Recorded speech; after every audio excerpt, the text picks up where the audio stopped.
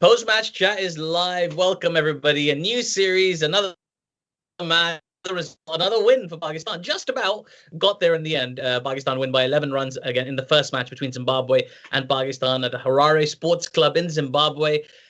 It was needlessly nerve-wracking towards the end. It felt like Pakistan below par total, 149. They really kind of relied on Rizwan largely for that. Really relied on Rizwan's performance in the 20th over. But then just about held their nerve with the ball despite a spirited chase from Zimbabwe. We're going to break it all down for you. By we, I mean me, Aatif Nawaz, and my regular guests, of course, Anam Nadeem, Asif Arif, and special guest today, all the way from the other side of the world in New Zealand, is Tasneem Summer Khan. Tasneem, welcome to the show. So excited to have you. I'm going to come to you in just a second to get your response. I've got to go to Anam Nadeem first and ask her what her favorite performance of today's match was. Kya thi bhai, batao. Usman Qadir undoubtedly उसको South Africa वाले T20s में आपने बाहर बिठा दिया. हम लोग बोलते रहे कि Usman Kader needs to be in the team और आज finally he was playing and he took like 3 wickets, 29 runs. Crucial 2 विकेटें. Set batsman Craig Irwin की विकेट भी ली उसने. So I think Usman Kader की वैल्यू जो है ना वो बहुत इनवैल्यूएबल है हमारी प्लेइंग 11 में और उसको खेलना चाहिए, रेगुलरली खेलना चाहिए, इररिस्पेक्टिव उसको मार पड़ती है या नहीं पड़ती, उसको विकेट्स मिलती हैं. बिल्कुल. And I was a bit sceptical जब से उसने बाल कटवाए हैं. पता नहीं उसकी, मुझे लग रहा था उसकी it was the source of his power, like Samson, you know, his hair, like Arman used to say. But no, he came through. He found his mojo back. He found his mojo, but he hasn't found his hair. Hopefully, inshallah, it will grow back quickly. I really hope that for him. Taz, welcome. So excited to have you on. I've been trying to get you on for about 2 months now. So this is really a big moment for post-match chat. I know, we finally made it happen. We made it happen. Tell me, Taz, what was your favorite performance of the match today? I don't want to say the same thing as Anam because she'll just say that I was copying her, but she has some really good ideas. And the reason being is Usman Qadir, of course, everything that happened in South Africa, he's been waiting in the wings probably for too long in terms of an international career, but I think the really important thing is T20 spinners. Spinners take wickets, T20 cricket, and that is, I think some of the strongest T20 teams in the world are still lacking spin that takes wickets. Anam raised this idea of Usman Qadir. I don't have a problem with that. I don't know why people want spinners to remain defensive holding bowlers. Like okay, he has an economy of 4.5. That's when he's a good spinner rather than if he takes wickets. So that for me was crucial because like you said, it went down the line and it probably shouldn't have gone down the line. But when it did, it's good to see the Bucks can still last minute pull something out. Yeah. Totally. That was a great performance from Usman. A lot of love for Usman right now as well. This is great to see. I do feel a little bit for Zaid Mahmood waiting in the wings, but there's plenty of time between now and November. So anyway, Arif, tell me, buddy, what was your favorite performance of the match? So my favorite performance of the match has to be the wicket of Babar Azam. The celebration and everything else. I think it was brilliant to see such a minnow team start a game really well and get a big wicket early on and celebrate it like the way they did. It was a very cool moment. I don't like Taz. She was shaking her head, and so was I. We don't like the word minnow. Like it's not fair to Zimbabwe. They've been playing cricket for a very long time. Associate cricket world. Like Zimbabwe are a test team, and obviously the politics of their country. And it bothers me, and this is not to pick on what Aatif has said. I saw a tweet earlier today about how amazing Pakistan are because they give their time and like their resources to a team like Zimbabwe. And the same guy who was making this point about how important it is to support each other in international cricket, particularly teams that have suffered, was replying to all these Indians saying, oh, although I wish we could be like India where we just send like our 5th string players and like use them as practice for our 14-year-olds. And I just like read this as obviously someone who's worked extensively in associate cricket, and it hurt my heart. Pakistan, I think that as Pakistanis, we should be so grateful that the rest of the world did not decide to back out and bail on Pakistani cricket. If we had to play it elsewhere, we were still supported enough that Pakistan cricket didn't die. Zimbabwe obviously has like massive political struggles. They're going through some stuff right now. They were suspended by the ICC about a year ago. And And really, we are all like one political turn apart from some teams, at one political turn away from being in the same situation. So I don't like the concept of minnow teams. In all honesty, when Zimbabwe was Rhodesia, which is exactly what cricket is, it's colonial history 101. When Zimbabwe was Rhodesia, those guys were probably playing a long time before certain parts of Pakistan were even playing cricket. So it's not to pick on the concept of like the usage in this scenario of a minnow, but I think it's really important to remember that there are some players, and I know that Sikandar Raza wasn't playing today. He's had some health stuff. Brendan Taylor wasn't playing, but I mean, Irvine, like there's massive amounts of talent in countries like Zimbabwe. It's the lack of political stability, and then obviously political will for other countries to visit or show up with their best players that's given them the situation that they're in. So sorry for the associate cricket speech, but I think it's an important one. I think it's important. If Pakistan did not have friends, if Sri Lanka, can you guys imagine Sri Lanka were the team that really should be the guys staying furthest away from Pakistan? If they were to have treated Pakistan like we treat some of our fellow cricket playing nations, we wouldn't be playing cricket in Pakistan today. We might not even be playing, had played in the UAE or anything. Listen, that is fantastic. And Sri Lanka used to be called Ceylon. Always, I'm just saying I know some history too. That's all I'm doing. I'm just checking some history. Colonial history, yes. We're getting some colonial history with Tas today, guys. It's not just cricket. It's you learn something from post-match chat. Anam, least favorite performance of today's match, please. I've been a huge advocate of Haider Ali. मैंने हमेशा बोला कि यार Haider Ali जो है उसकी potential, उसका talent सब कुछ है. यार वो बंदा मुझे एक दफा तो मौका दे के मैं आके पोस्ट मैच चैट पे बोलूं yes Haider Ali finally performed. I don't know मसला क्या है. आज भी 5 स्कोर 9 बॉल्स खेली हैं. He had like all the opportunity in the world today to prove himself, prove his talent.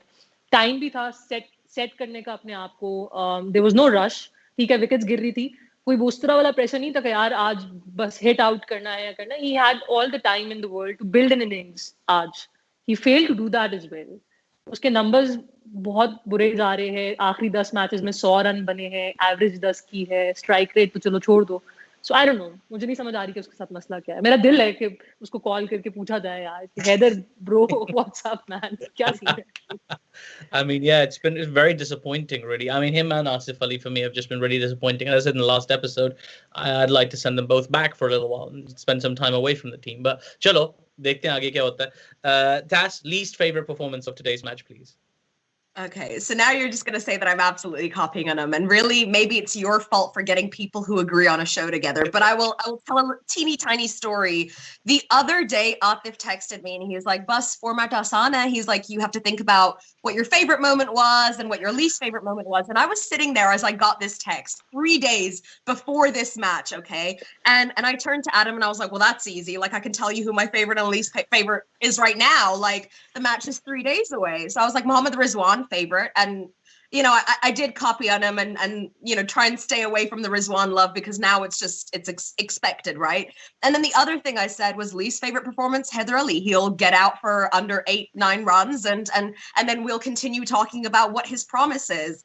And I'm also going to back up Anam because when Pakistan were touring New Zealand a couple of months ago, Anam was sending me texts about, oh, Haider Ali in person, man, like you're going to get to see him and this could happen and that could happen. So believe Anam when she tells you that she believes in Haider Ali. And I agree. Look, I don't think that you can advocate a sensible approach to cricket, which is allow your players to tour, give them opportunities to mess up, give them opportunities to grow and learn, and then start getting mad at Haider Ali at this very early stage and say, oh, talentless, nobody, this, that, and the other, right? It doesn't make any sense with a sensible approach to cricket.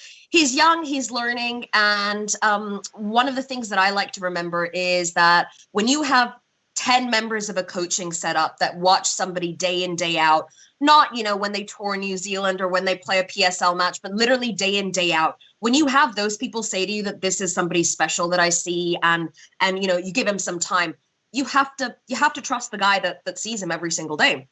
So I am still firmly camp Haider Ali, but I would really like to. He had all the opportunities today. He had a mature partner on the other end that should have made him feel comfortable. And I think as much as all of us know Rizwan, he is somebody that it's easy to feel comfortable with. I would expect that today would have been the day. So it was a real shame to see that. I don't think that means we need to like cut his head off or anything like that, get rid of him. He's not cut from the roster quite yet. But like with Asif Ali, it is disappointing because it feels that so much of Pakistan's T20 formula is amazing. It's perfect. It's there. And that's been the case for a number of years. We've never really had a massive hitter. Never really. Not a huge hitter. I know Hafiz can hit big sixes, and I know like Shoaib Malik's still kicking around, but hitters like Kyron Pollard, Dre Ross, Joss Butler, the entire England squad, the entire 3 squads waiting behind that England squad, you know, so even though Pakistan is good at T20, we've been good at T20 for a very long time, never really had those big hitters. So every time someone says this guy, he's a big hitter, I'm ready for it, and I'm still waiting. That's brilliant. I'm with you, really. I'm a bit more. I'm starting to lose a lot of patience with Heather Ali, to be honest with you. I think he's had a ton of opportunities, and I'm just losing my goodwill. I had a lot of goodwill for this guy in the very beginning, and he slowly kind of chipped away over a period of weak performances. But I take your point. You got to trust the coaches who see him day in, day out. I completely agree with that. Arif, I will get your least favorite performance of the match. I'm just wary. It's nearly time for Iftari in Pakistan, and Anam has to go. Just before you go, Anam, अपना moment of the match बताओ और फिर जाओ बेटा जाओ. यार इससे पहले मैं किसी और का थंडर नहीं छीनना चाहती, मुझे नहीं पता आप लोगों ने क्या सोचा है, बट हारिस राउफ की यॉर्कर, अगर वो बंदा यॉर्कर करा सकता है, उस पेस पे करा सकता है और बैट्समैन को यॉर्कर पे तंग कर सकता है, शॉर्ट पिच बॉलिंग क्यों कराते हो मेरे भाई? And I was watching the match with my dad and my dad is like, I don't like this guy, ये कहां से आया, ये क्यों आया? मैं कहा प्लीज छोड़ दे. इज लाइक, वो हर दफा मुझसे ये कहते हैं हारिस राउफ कहां से आया, क्यों खेलता है? मैं कहा अब्बा वो आया है, ठीक खेलता है, बस वो कभी कभी उसको मार पड़ जाती है, आपको क्या मसला है हारिस राउफ से? So yeah, my moment was the Yorker. And Thank you so much. I'm gonna run now. इससे पहले मेरी अम्मा आवाज़ दे. I'll catch you guys later, okay? For sure. अगला मैच पाकिस्तान जीत रहा है. अगला मैच जीत रहा है Pakistan. Pakistan just good. Thank you. Your prediction भी डाली. Very good, and I'm so professional to the end. Go eat something and enjoy iftar. Arif, let me come back to you, buddy. Now tell me firstly your least favorite performance of the match today. So my least favorite performance has to be the Zimbabwe debutant, because the commentators really hyped him up. I don't know anything about this guy, to be perfectly honest with you, but before the match was starting, they were talking about someone who scored very well in the domestic T20 league. I think he was the second highest run scorer, and they really hyped him up.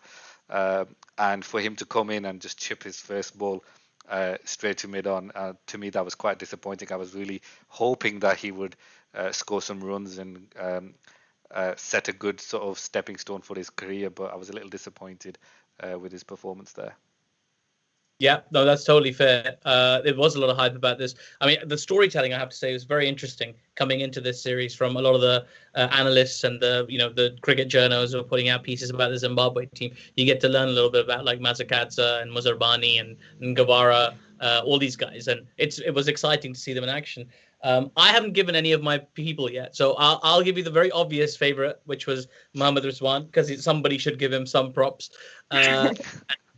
Least favorite for me was Richard Ngorwara, who gave Rizwan that chance to get 20 off the last over and basically lost Zimbabwe the game in the overall picture. I mean, it's a bit harsh to put it on him, but he went for 48 in his 4 overs. That's quite a lot. Comfortably the most expensive bowler in the game, and that was despite bowling 10 dot balls up front. So, it seems mean, but that's the way I'm going to go today.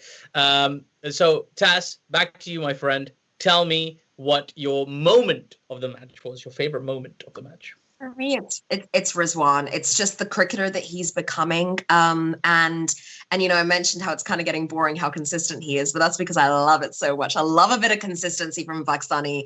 I think he's developing into a remarkable cricketer, a potential leader, and somebody who could stick around in the Pakistan side. Good for on-field performances and good for off-field. So I just genuinely love. I did have a moment though where I was like, is this Rizwan's T20 Is this it? Is this it? He's so close a couple of times. So there's a little bit of disappointment that I have that I didn't get to see a Rizwan T20, but I feel it's one of those things like how Alfred Hitchcock never won an Oscar while he was alive. And then he basically died, and the Academy was like, hang on a minute, we failed to recognize one of the most prolific filmmakers ever. So here you go, here's an Oscar. Or how Leonardo DiCaprio has like great turns and then decided to get an Oscar for an absolutely boring film. So I think it might end up being one of those that he gets so close, so close, so close. Does he ever even really get it? I'm writing like depressing narratives for this cricketer because as a Pakistani cricket fan, I don't think I'm allowed to have anything nice and not have it tainted. So I've decided that my narrative for Rizwan is 100 watch until it happens. Otherwise, it might be just like, Hitchcock, but cricket. I can't believe you managed to throw some shade at the Revenant there whilst analysing Rizwan's innings. Very impressive. Very few can do that, but Taz can. Yeah, no, that's fair. I think, he's got to get, like nowadays, you kind of expect that, right? Especially of an opening batsman. If you're going to face 60-odd deliveries or 70 deliveries on a regular basis, you need to be hitting those three figures. You just need to now. Otherwise, you'll go the way of KL Rahul. Oh, my God, I said something controversial. All right, Arif, tell me, buddy, what was your moment of the match today? So, Atif, I've now just realised that my answer to the first question was actually the moment of the match answer and the performance, and the sort of player of the match. So I'll give you the answer to the player of the match because I've already mentioned the moment of the match has to be Muzarabani's wicket of Babar Azam. For me, that was the moment of the match. The player of the match, I would have to agree with everyone. It has to be Rizwan. I think the way he paced his innings was brilliant. I know people complain about strike rates, but he finished with a strike rate of 134. So as an opening batsman, he more than did his job. Regarding his centuries, not many people hit centuries in T20. He's got one already in the last few sort of weeks and months. So I'm not too concerned about that, but I think him and Babar together at the top is a brilliant combination. Yeah, I think so too. I think I quite like it. I know a lot of people are making noise about strike rates and specialist openers and things like that. I really like the combination of Babar and Rizwan at the top, and then you've got Fakhr and Hafiz, and that's a very solid kind of top four. Okay, not everybody's in great form, and they very rarely seem to click at the same time. But in theory, is a pretty strong top four. I really like it. Tas, I got to get your thoughts on this Pakistani fast bowling change-up thing. Like, generally speaking, not just the change-up, but the whole team. I mean, I know it's Zimbabwe, full respect. You try and win the series. You try and play a strong team, a strong enough team to win the game. But do you think they could have afforded to experiment maybe a little bit more? They only really went with Danish Aziz and Hasnan coming back in today so they could give Shaheen a break, but not really much in the way of kind of, adventurousness or experimentation. Like, what do you think? Do you think they really had to make sure of the win? They had to go this strong? So I'm going to answer that question with a question and ask you, how much depth and range do you think exists in Pakistan's current fast bowling options? I don't think it's actually a whole heap. I don't think that it's a massive amount. I think if you're talking about a team that you want to win rather than a series when you can play around a little bit and experiment a little bit and maybe there's not massive stakes on that series, then I'm not entirely sure that I'm picking Hasnan to begin with. I don't know if he is at that international level. I think he might just remain a player that's very successful in T20 leagues. And I know he had a really important performance. So it's obviously not on the basis of his performance in today's game. But I just don't think that Pakistan has the depth in bowling overall right now that they would want to. Even with the use of Fahim Ashraf, I understand his value, and I know exactly what the setup thinks is his value in terms of being a all-rounder who can bowl some overs and who can potentially help chase scores. That's really what they're looking for him. But I just think that if you are working with a bowling setup where you start relying on part-timers and all-rounders, you don't have 4 bowling stars and then you're supplemented by excellent all-rounders, then I think that you're short. I think Pakistan is probably short one very potent fast bowler. Whether it's potency through aggressiveness, bounce, or pace. I'm not really fussed. If it's a mixture of all three, I will be very happy. But I don't actually think that Pakistan has the strongest bowling lineup in T20 cricket. The variation that their spin brings in is why they are one of the most successful bowling sides in the history of T20 cricket. So I think that comes from the variation. I think it comes from having a guy who can give you a couple of overs, even if he doesn't usually bowl. I am a fan of players like Nawaz and Fahim Ashraf, but to me, over-reliance on all-rounder signals that your bowling unit just simply isn't where you need it to be. So for me, it's a minor flaw in Pakistan's current T20 strategy. As is, I know you guys like Babar and Rizwan up top opening together, but I think when the whole world or the whole trend in T20 cricket is for impetus at the start, I think that is going to be a pair that can do a couple of things. It might bog you down. And I think that's what Pakistan might find themselves doing. I think they're going to have to play with that batting order with, and you said this, that top four rarely performs in conjunction with each other. And that might be one of the things that's stopping Rizwan from carrying his bat sometimes in these matches and still not getting massive scores, because if one man is holding together a batting lineup and you've got a lot of guys coming and going with sixes and threes and not really doing that much to chip in, well, as much as he might be capable of playing those massive shots that we said were missing, maybe it's just a case of responsibility. So for me, when you have two, that question about strike rate, what's a good strike rate, what's not a good strike rate, is always dependent on what's actually happening in match circumstances, who the bowlers are, what the pitch conditions are, et cetera, et cetera. So I don't necessarily think that he batted particularly slowly on the pitch that we just saw. But I don't think that you can have two opening batsmen who are batting at around about the same strike rate. So I think a little jiggle. I'd like to see Fakhar opening. I'd like to see Babar one down. A little play around might be beneficial for Pakistan. But all in all, shaping up to be a great strategy. Yeah, it's interesting. I see. I very rarely disagree with you, Tass. This is the truth. Like historically, I think I've only ever disagreed with you once. It was about a mathematics thing. So in the PSL this year, we unearthed like a ton of these fast bowlers. Like Shahnawaz Dhani comes to mind. Mohammad Wasim comes to mind. Mohammad Wasim Jr. There were a few of these bowlers who, out of nowhere, I mean, Shahnawaz Dhani, all the people were talking about him as this new kind of Wahab. Like, Wahab is the kind of bowler we're looking for, right? Aggressive, bouncy, fast. That's the stuff. Arif, what do you think? Like, do you think, just give me a little two-noter on whether you think they should have experimented a little bit more, or do you think they've got the balance exactly right, or have they over-indexed? Like, what do you think? I think they should have experimented. I know we've started with the discussion on the word minnows and etc. But we are, let's face it, we are facing a really weak side in the terms of international cricket. Other international sides, if they are touring Zimbabwe, will not feel their best 11 players like Pakistan have done today. I thought this was something. What they'll do is they'll experiment a few players that they picked in PSL. I was even surprised with the squad that's come to Zimbabwe. A lot of these players who are definite picks in the World T20 shouldn't have been in Zimbabwe. This should have been a tour where they would have been experimenting, trying a few players out.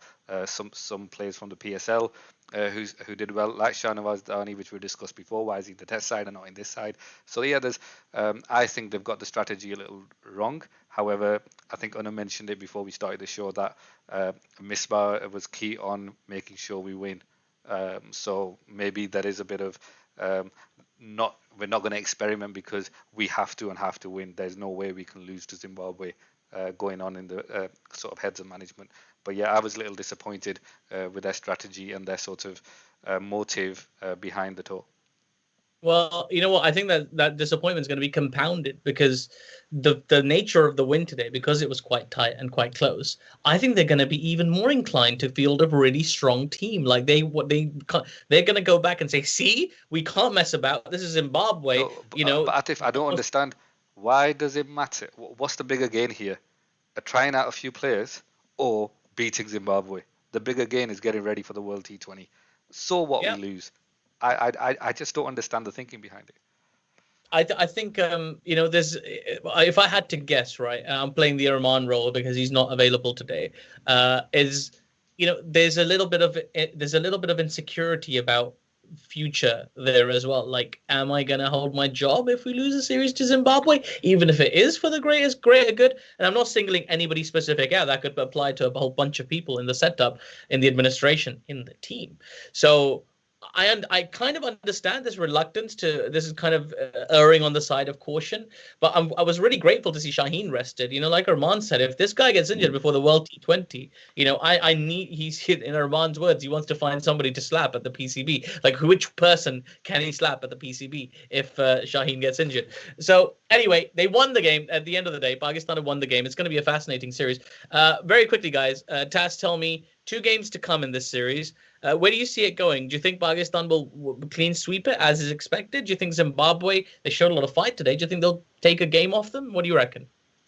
Yeah, I really do think that Zimbabwe will probably take a game off of Pakistan. And I think they'll probably play with their squad a little bit as well.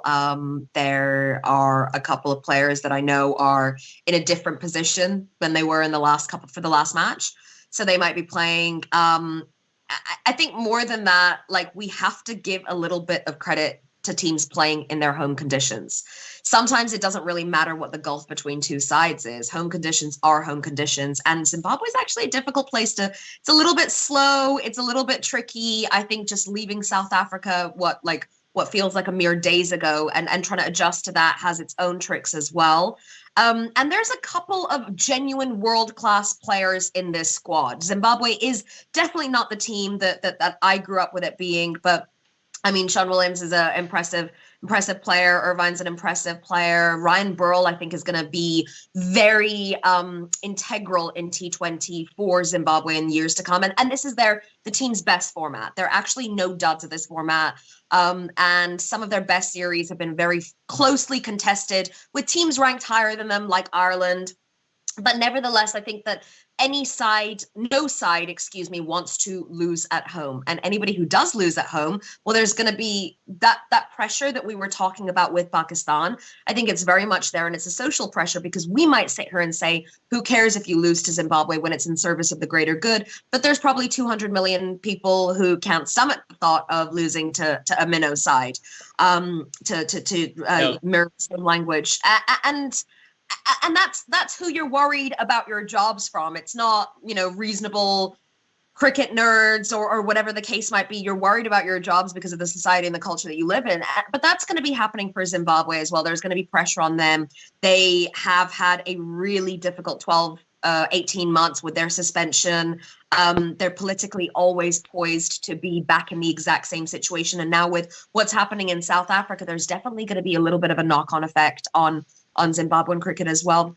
They've long fed into each other. So I think that Zimbabwe are absolutely primed to take a game from Pakistan. It's not like Pakistan trounced them. They won by 11 runs. There were definitely moments where the match could have gone in Zimbabwe's direction. So I think games that are that close, it means that they're always capable of going another way. And I think another team comes onto the field feeling just as ready to go, or just as incensed or incentivized as the opposition. So yeah, probably 2-1, but I'm still Pakistani, so hoping for a 3-0. There you go. Just when I think like Arman's not here anymore, you get that 3-0 prediction in. Arif, what do you think? Who's winning the next match? I mean, you'll be around for the next show as well, so tell me, give me a series prediction. Do you think Pakistan will win all 3? Do you think Zimbabwe will win 2-1?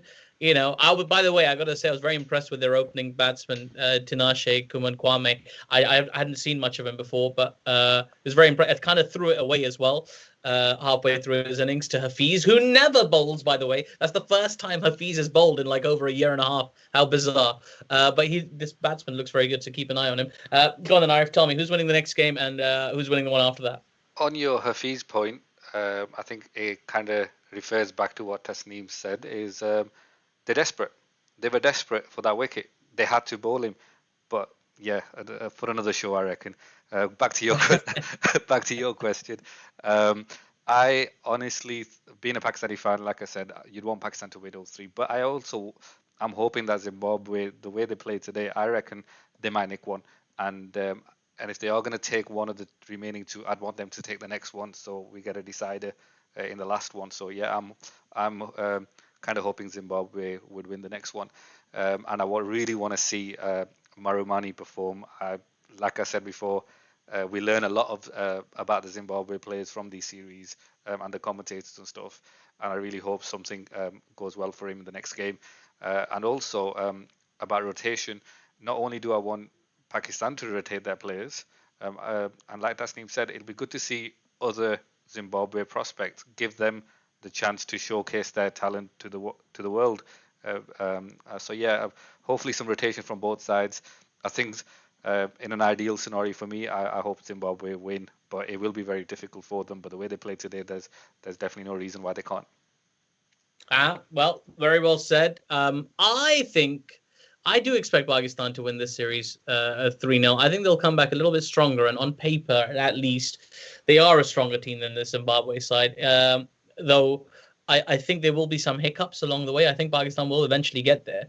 I would just like to see. I'm just not comfortable about the way the team's being picked at the moment. But as you say, Arif, another day, another show. The headline today, guys and girls, is that Pakistan have won. Pakistan have won by 11 runs. They've completed the victory. Another win to their record. The Indians can still say their stat padding and things like that. It doesn't matter. They won their game. So we'll be back on Friday with another chat. My thanks to Anam Nadeem, to Aruff Asif, and to our very, very special guest today, Tasneem Summer.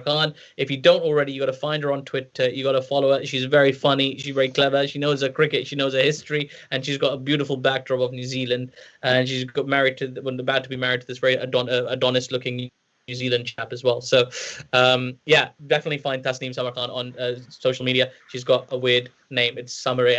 So just find it. Just put in, you'll find her. Tas, thank you so much. Arif, thank you so much. Anam, hope the iftar is going well. My name's Aatif. Post-match chat is done.